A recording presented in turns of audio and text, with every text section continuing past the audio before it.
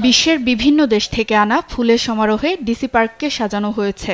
প্রতিটি প্রজাতি ভিন্ন রং, আকৃতি এবং ঘ্রাণে সমৃদ্ধ, যা সহজেই দর্শক মনকে আলোড়িত করবে।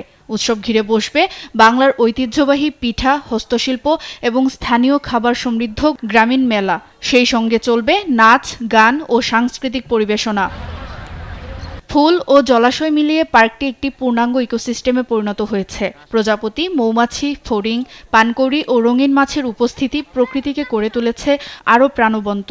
কাল থেকে শুরু হওয়া মেলা প্রতিদিন সকাল 10টা থেকে রাত 8টা পর্যন্ত দর্শনার্থীদের জন্য খোলা থাকবে। আশা করি প্রতি বছরের মতো এই বছরও অনেক জমজমাট হবে।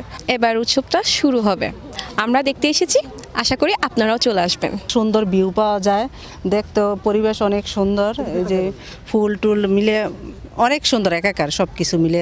আয়োজকদের প্রত্যাশা এবার 20 লাখেরও বেশি দর্শনার্থীর আগমন ঘটবে ফুল উৎসবে। আমাদের এখানে কিন্তু এবার নতুন কিছু ইভেন্ট সংযোজন হয়েছে, যেমন আমাদের জিপ লাইন ছিল না, গতবার আমরা জিপ লাইন সংযুক্ত করেছি।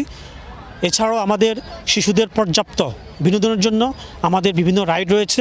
চন্দ্রমল্লিকা, ডালিয়া, ম্যাগনোলিয়া, শিউলি, হাসনাহেনা, অপরাজিতা, টিউলিপ, উইস্টেরিয়া সহ 140 প্রজাতির দেশি বিদেশি ফুলে সাজানো হয়েছে চট্টগ্রাম ডিসি পার্ক। বাংলাদেশের সর্ববৃহৎ ফুল উৎসব হিসেবে এটি রূপান্তরিত হয়েছে।